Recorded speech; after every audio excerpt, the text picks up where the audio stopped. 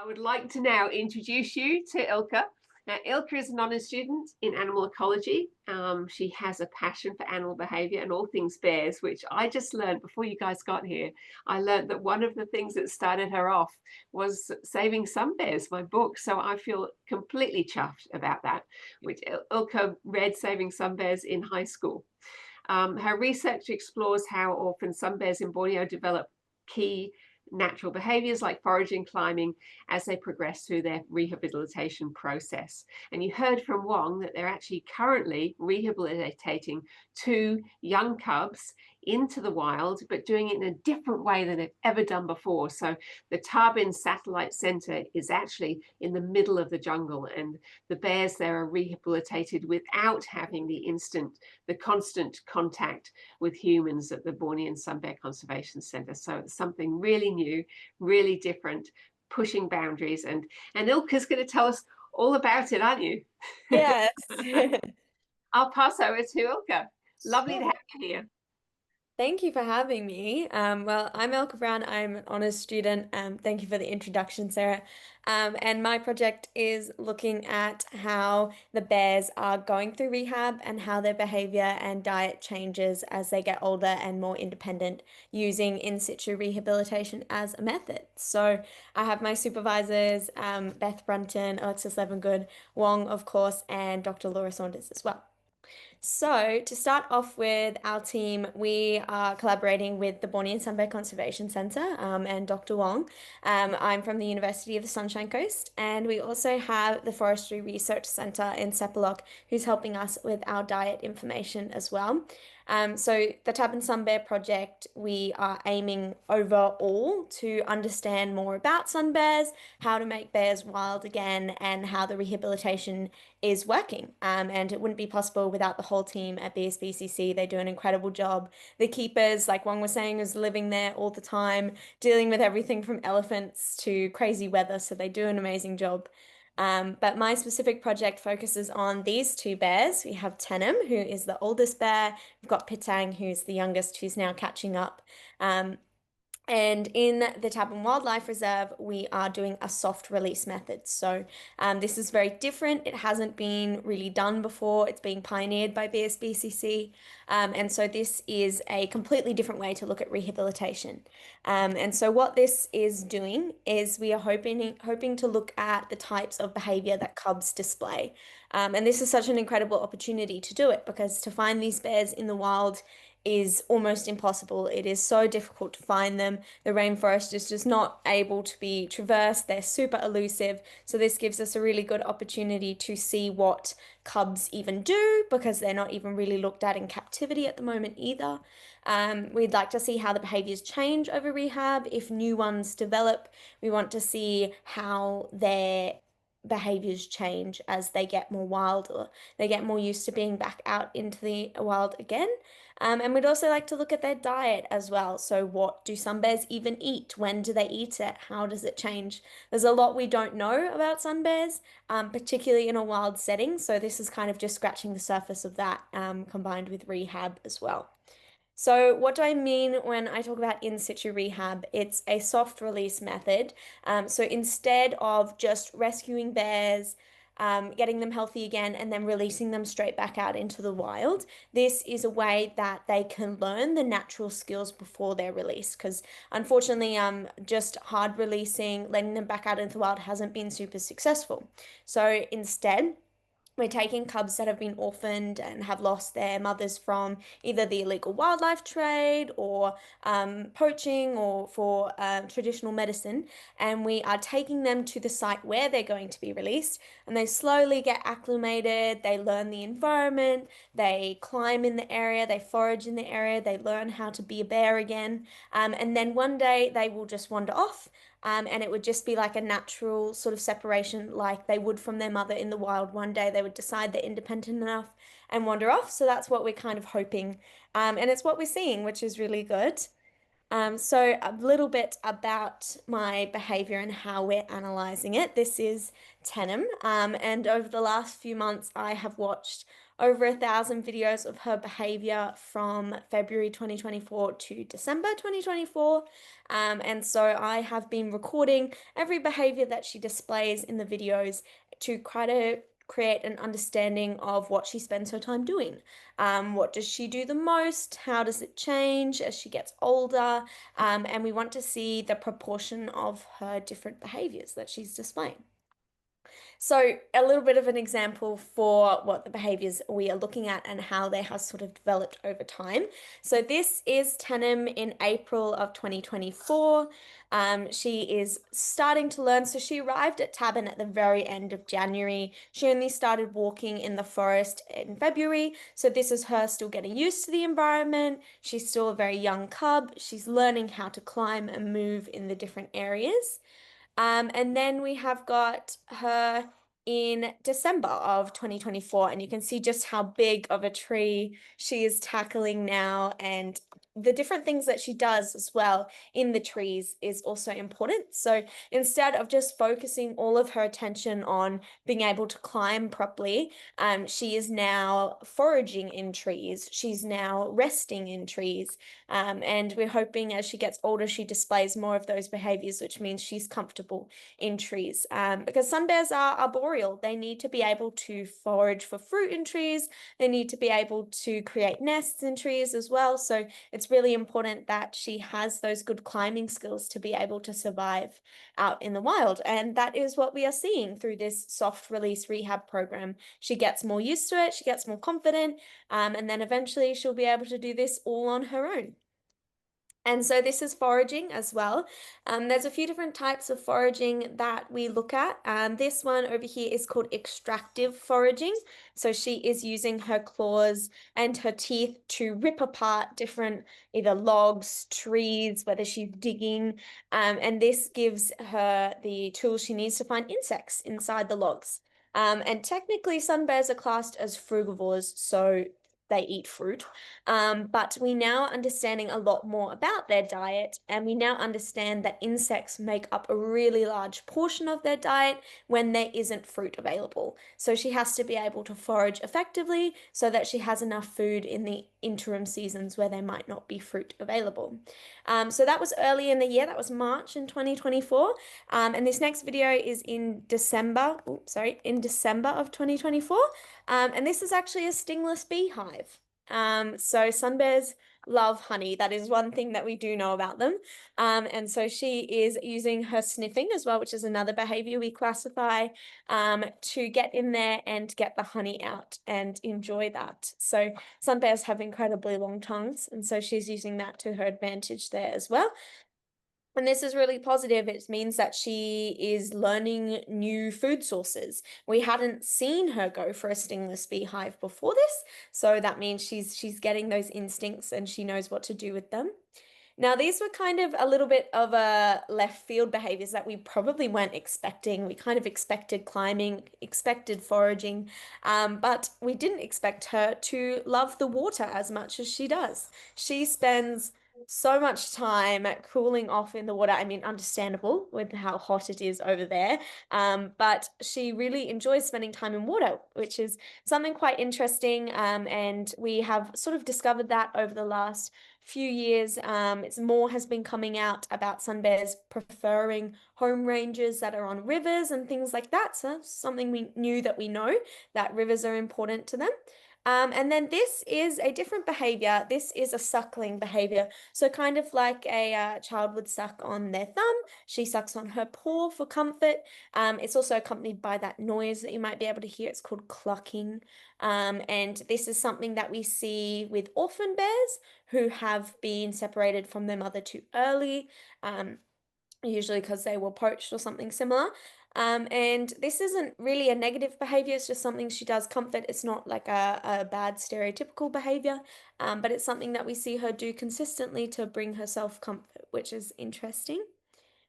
So along with the videos, we are also looking at the keeper diaries. So the keepers who work very hard looking after her, running after her through the forest, make entries into a daily keeper log. And so for the past 2 years or so that she's been in Tabin almost, she has daily entries. And so to double check the videos and what we are seeing, I'm also going through the diaries as well. And this is giving us an idea of developmental milestones, which is something that is brand new for bears, and rehab in general. It's never really been looked at before. It was first sort of explored by Dr. Wong and Dr. Boone last year in a paper that they released about a bear cub that was born at BSBCC. But the idea of the milestones is that as she reaches certain sort of physical levels, such as she has her adult canine teeth, we see an increase in certain behaviors. So you can see these are her baby teeth up in this top left-hand corner, and then these are her adult teeth, which she's using to rip apart a very big tree. So this is something that I looked at in my research project that I did last year. And this was one of the graphs from the findings from that study. And so over a 12-week period, the amount of foraging she did increased quite sharply after she developed her canine teeth. And we saw increased independence. And at the end of 12 weeks, she actually did a solo walk out in the forest by herself after that change. So it means that this is something that we know is important. We don't quite know how important it is yet. We're working on it, but it's something that we have noticed that is completely different from what we really expected. And it's really exciting to see that that may be something that we can understand about them as well. And then our diet. So, along with behavioral sort of analysis, we're looking at understanding their diet as well. So, earlier this year, I went over to the center and I did some scout sample analysis of Tenem and Petang. So, this is what the Forestry Research Center over there is helping me identify at the moment.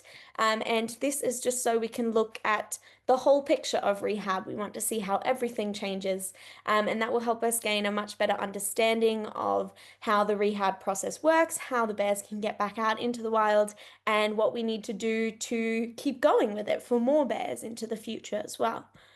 And so this is a little bit of a progress indicator for us. So as you can imagine, baby bears have plenty of falls and trips as well. And this was Tenem learning to climb in April of 2024. You can see she tries to hang from one hand a little bit unsuccessfully, which you're about to see. She has a little bit of a stack. But the great thing about bears is they are incredibly resilient, and so she gets straight back up again. But this is kind of how we are looking at her improving. And we know that she's improving because she did the exact same behavior in December of 2024. And you can see just how strong she is this time. She's much more confident. She's able to move her way across to get to the tree that she wanted to go to. And you can see just how much more confident she is in the trees. So it's really, really validating to see that. It means that we are doing a good job and it's working. And it's really interesting to see how her behavior and even her fitness has changed. So how will this help? Why is this important? Well, more sun bear information is always going to be a good thing. Sun bears are often referred to as the forgotten bear because we just don't know enough about them. Even last year, we just recently found out that they have a completely different breeding season to every other species of bear out there, and we didn't even know that before. So there's so much that we don't know about them. And as I mentioned at the start, this gives us an incredible opportunity to observe them in their natural habitat. We probably wouldn't see these behaviors out in the wild. It would just be impossible to find the bears. Such as Dr. Wong's been looking at one of the projects of trapping the bears, but we can't trap them. They're just too clever. So this gives us an opportunity to see particularly what cubs are doing out in the wild, which is something we just wouldn't be able to access. And understanding behavior and diet is so important for conservation. We need to be able to understand what they do, where they do it, why they do it, and then that means we are able to conserve them better, especially with the amount of threats that they're under between climate change affecting fruiting cycles in Borneo, and deforestation still being a huge problem. Understanding where they go and what they do is really important for looking after their populations into the future. And so some of our interesting findings so far, we are still in our analysis stage. We're still working on piecing together what 1,000 different behavioral videos mean. But for now, we know that foraging and climbing are the most common behaviors recorded. We know that's what she's doing the most. So again, that's positive. It means she's spending most of her time out in the wild doing the wild behaviors that we want to see. We also know that insects are the most common food item while foraging. So this gives us an sort of an insight in there's not that much fruit available. So she's going for what is available, and that is insects. So that's good. We know that she knows how to forage for insects. Sucking on her paw is present throughout the whole year. So this was interesting as well. We kind of thought that might decrease, but we're not seeing any negative impact of that. So it's just sort of a comfort behavior that she continues to do. That might be something she always does as a bear that's had a bit of a rough start. But that's interesting to see as well. And she is gaining independence over the rehab period. Like Dr. Wong said at the start, she is getting more wild, which is the whole point. So we're very glad that that is happening for her. And some key takeaways. So this is we need to know more about sun bears. And of course, Tenem, this was one of the videos that I watch as a person who's been through 900 different videos. That one's one of my favorites. But we need to know more about sun bears, and rehabilitation is so important for the survival of sun bears in the long term. So getting rescue bears back out into the wild not only increases their population, but it increases their genetics, it protects them into the future, and it means that the bears are back where they're supposed to be. And if that means that cubs can go back out into the wild using this method, that's what we want to see. And sun bears are so different. They're not like any other species of bear, and we need to be able to understand them better to understand how to conserve them better. And we know that developmental milestones are important, and we know that they probably play a big role in maintaining wild skills or gaining wild skills. So this is something that we are going to explore further into the future. And hopefully, within the next couple of years, we will have a more present sun bears in the literature. I'm going to be publishing a paper about this when my honours finishes, so hopefully it'll be able to read it then. And of course, I know that's a lot of science, but this is some of the funniest home bear videos that I have gathered over my entire video watching sessions. So these are some of the best ones that I've found. And of course, Tenem is just as much of a human child sometimes. This is her Mission Impossible attempt of transferring to a tree, which doesn't go so well. And there's so many of these, so many falls or missed catches, but she always bounces straight back up, and you see them less and less as we go along. And then this one over here, oops, sorry. This one over here is her enjoying a little bit of a bath. And this was, she loves to shake all over the poor keepers who are videoing her in the water. And you can see she also drinks as well. So she drinks, she has a little bit of a cool off, she has a little bit of a scratch, and then she decides she's a bit hungry, and she's going to come and eat the camera instead. And then this is her enjoying some fig, which is one of Sun Bear's favorite things ever. She'd like to show everyone her fig and enjoy. So it's always nice when you get to see her eating some fruit from the forest as well. And sun bears do walk on their back legs as well. And this is her showing off walking on her back legs. There she goes. So thank you very much for watching, everyone. I hope you enjoyed hearing about the sun bears as much as I like talking about the sun bears. And of course, a collection of some great photos from across the videos as well. And this project wouldn't have been possible without the BSBCC staff who helped me get through all the scat samples, the Tab and Sunbear project team who answer every email with all the videos that I send them, Dr. Wong, Dr. Laura Saunders, my supervisors, Dr. Beth Brunton and Dr. Alexis Levengood, the Forestry Research Centre and Sepalok, and of course Tenem and Pitang for letting me watch all these videos of them out in the forest. And thank you, Dr. Sarah, as well, for having me talk. I really, I'd Oh love my the goodness, chance my to be able to pleasure. talk about these guys. But if you do have any questions, I would love to hear them if you have any. But I hope you enjoyed listening to the sun bears. That was magnificent. Wow. Yeah, Do thank you you. know what, Ilka?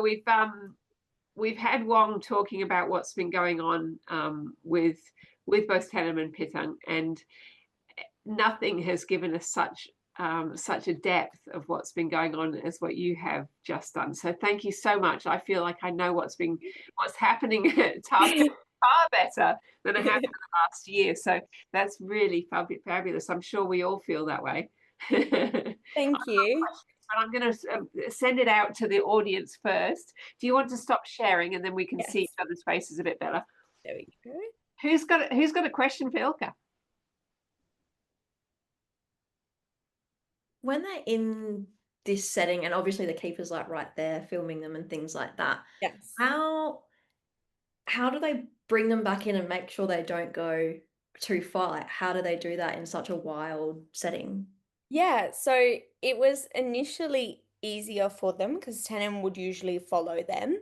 But as she has gotten older and more independent, they pretty much follow her now. And so they do sort of call her back at the end of the walks. But if she wants to stay out, she can stay out. That's something that's almost positive. That's almost what we want to see. And recently, in a couple of the videos from 2025, she has even been staying out at night for walks and things. So she doesn't always come back, but when she wants to, when she gets food in her main area, then she'll come back. So is she learning has she learned how to make nests yet? Not that we have seen from the recent videos or from the Tabin team at the moment, but she, I would say, is certainly getting much more independent to a level that we will probably see it quite soon. Fabulous. Hopefully. We would love that. We would love to see it. You showed us all the pictures were mostly of Tenem. Are you studying both bears or just focusing on Tenem primarily? Yeah, for the videos, we're focusing on Tenem primarily, because we have the most videos from her. Pitang only started the rehab at the start of this year. Yeah. So eventually I'll probably do hers as well, but once we have a bit more. But for the diet, we are looking at both of them. Okay, that's Yeah. awesome. Who else has a question?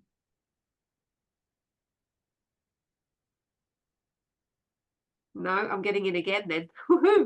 Hi there. Sorry, can you hear me? Go for it. Angelina, go for Hi. it. Yeah. Sorry, having technical difficulties so much, but just want to say, Elka, that was such an incredible presentation. Not only did I love like the scientific facts behind it, but the videos were so incredibly cute. I absolutely loved it. I was just wondering, like a simple question, how many sun bears are there left in the wild in comparison to how many are like being rehabilitated at the moment? Yeah, it's unfortunately we don't actually really know how many sun bears there are. They're so hard to find out in the wild. There is a study that was done in 2017 for the IUCN Red List by Scottson et al. And they talked about the estimated rate of decline of sun bears. So they thought that over the past 30 years, there was about a 30% decline in their population. But now estimates for that range about 50% in the last 30 years. So, but that is just an estimate of their rate of decline.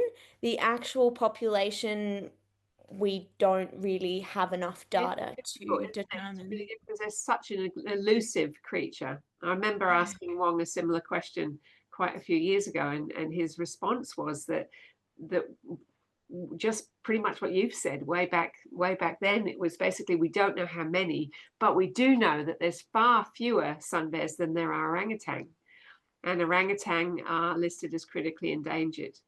The Mhm. only reason we don't have a critical endangered listing on the sun bear is because we don't know. Yeah. Yeah, and even the 50% rate of decline should be at least an endangered rating, but we just don't have Don't have. enough on them. Yeah, yeah. It's a scary prospect, isn't it? That. It is Yeah, definitely. yeah, that's really tough to hear, like, especially with the orangutans being higher than what they are. It definitely needs some more, like, social media behind it, really bringing Mm. them up. Yeah, we're doing it. There's lots of different things that everybody's doing. Yeah. Well, thank you so much for answering my question. I appreciate it. Angelina, you might be interested to know that next year, from a tourism perspective, Malaysia, it's the year of Malaysia tourism next year, and the mascot that's being used is the sun bear. Oh, that's incredible. The That's really mascots are super cute as well. They have them in Sandakan, near the center. They are so cute. oh, I'll have to search it up because that sounds so wholesome. I hope it's as cute as Tatum because I love the videos from it. So cute. Oh, that's gorgeous. All right, I'm going to sneak in with a question before anyone else gets in. You said something about learning something new about the breeding process or season. What have you learned? I don't know this one. Yes, so last year a paper was released in 2024, and I reference it a little bit in the reports that I've done. But they actually found out that because sun bears don't hibernate like a lot of species of bear, they don't actually have a proper breeding season, so they can breed any time of the year. Unlike, your black bears or brown bears that are specifically during the spring season. So that was something nobody had even thought about that yet. So there's So do they go into heat like other mammals or do? Is it, is there, how does that work? Yeah, as far as we know, it's very hard to tell because in captivity they are it's so altered in captivity, and that study was done in captivity. But we don't really know what they do in the wild, in terms of that. So they had the best guess that they have just like cycles that they go through, but yeah, they don't know for wild bears. Wow, that's exciting. It was very interesting. Who else has got an interesting one?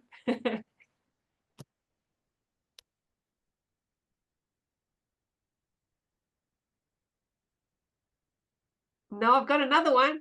Go for it. My last question is about the psychological behavior. So I understand that sucking paws can show trauma. Yes.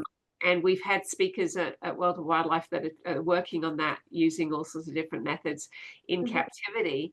There's other sort of psychological behaviors that happen, like circling and things like that. And Yeah. I'm wondering if Tenem is exhibiting other psychological behavior problems. Funnily enough, the only time we have had her recorded showing behaviors like pacing is when she's inside her enclosure for the night. Okay. We haven't seen her display any like negative stereotypies like that, like you would see in captivity when she's walking, when she's out in the wild. We haven't seen her display any of that apart from the sucking on the paw. Yeah. But yeah, the only time they have sort of recorded her pacing or anything like that was when she's waiting for food inside her enclosure. But Oh, great. yeah, it's really great because it means that she's so busy foraging or being wild that she doesn't have that negative response. She has enough stimulation, which is really positive. Well, it's a wonderful project, this, isn't it? Thank you. Yes, I think so. Well done for everything that you're doing. It's incredible. And I hope that when you've actually finished your research, maybe you'll come back and give us an update. Sure, I would. It's so good. Beth, have you got anything you'd like to add about the process?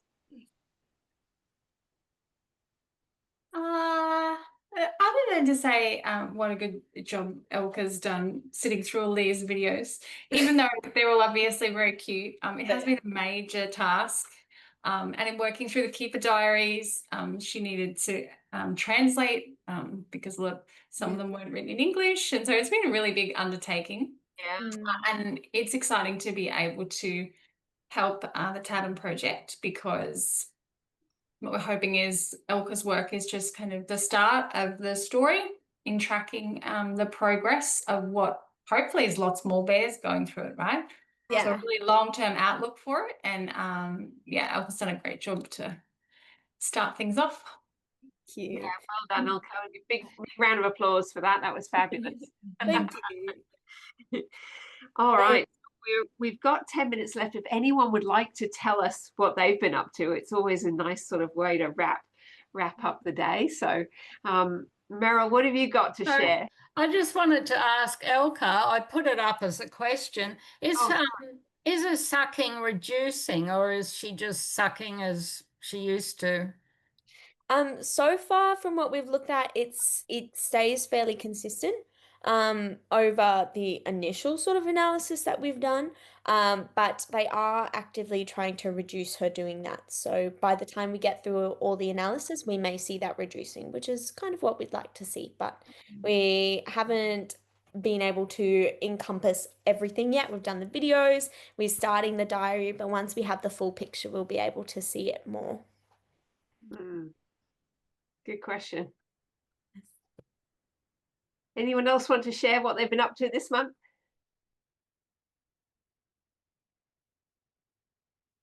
You're all getting shy now. I know. I'll do a little hello. My partner and I just started a Australian wildlife conservation organisation and charity called Wildlife Allies, and we're like officially registered. And all the boxes have been ticked. So this is our first sort of official month of existing. Oh, how exciting! And what's your sort of vision? Oh my gosh, it's so multifaceted because we just have so many different areas.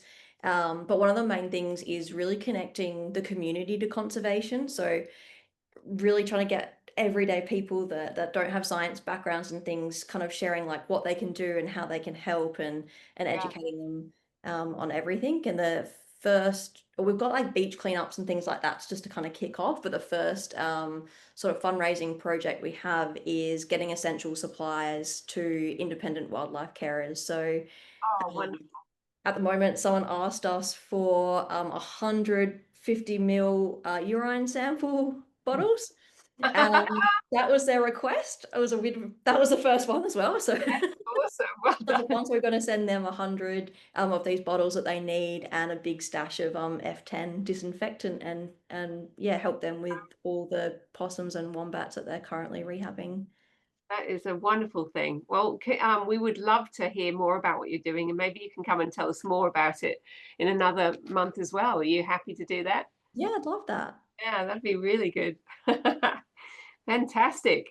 Peter, hello. You sort of come in just at the tail end here, mate. Did you time it? Did you time it wrong? Yes, I did. Yes, I did, sir.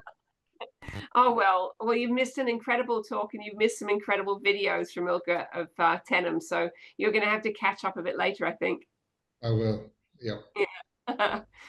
Jenny, anything happening in your world? Broke my hand. Oh, no. So as a result, I haven't really been doing very much. No. I couldn't even make it to your launch yesterday. Yeah, never mind. I'm sorry about that. That's not good at all. No. Oh, dearie me. You don't realise how much you need your right hand. It's true, isn't it?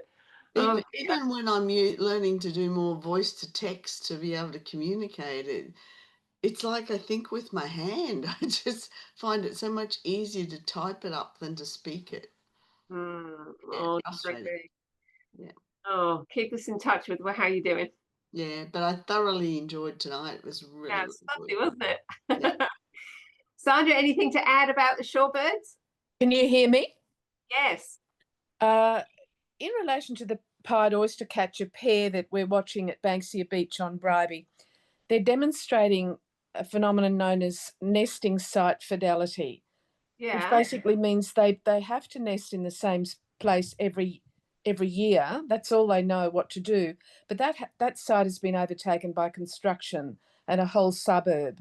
So they were using the last little bit that hadn't been developed, but it's now being developed. So they've now got a 3-week-old chick that they're raising in amongst all the construction vehicles and on huge piles of dirt that are going to be used for landscaping. It's very precarious. But thankfully the companies are required to be aware of wildlife and particularly chicks. So what they're offering to do is have wildlife advisors on site, and they'll organise if there are areas that can't be constructed on. So it's a very tight experience, but so far the chick's doing well. Oh, well, that's at least a positive, I guess. But thank goodness you're watching and keeping the guys. And lots of negotiating happening. Have you? Mm. Oh, will you be able to tell us more next month, I hope? Yeah, should be able to. Yes, yes. Okay. Good. Denisha, is anything you'd like to tell us about?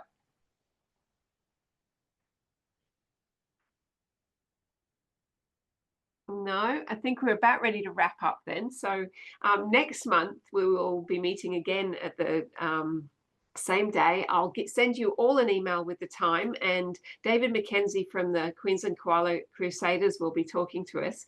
He won't be talking to us specifically about koalas. He'll be talking to us about photography in conservation, which I think is a subject that we're all a bit interested in. So hopefully, especially you, Sandra, with the shorebirds, you know, you're actually having to take photos for evidence, aren't you? So there's a lot of ways we can use photography in conservation, and we'll learn a bit more about that next month. But thank you, all of you who haven't been here before. You're all now part of this community, or family, if we can call it that, and we would love to have you back as often as you can be here. In the meantime, let me just pop up some ways that you can connect. Watch the video. If anyone's wants to share this video, then it will be up on the YouTube channel in the next couple of days. So feel free to share that with absolutely anyone. Let's get everyone knowing how wonderful sun bears are. Make sure that you connect with me as well, and I'll on all those other socials and things like that. So it's been a delight meeting the new people here and seeing some old friendly faces. So thank you very much for being here.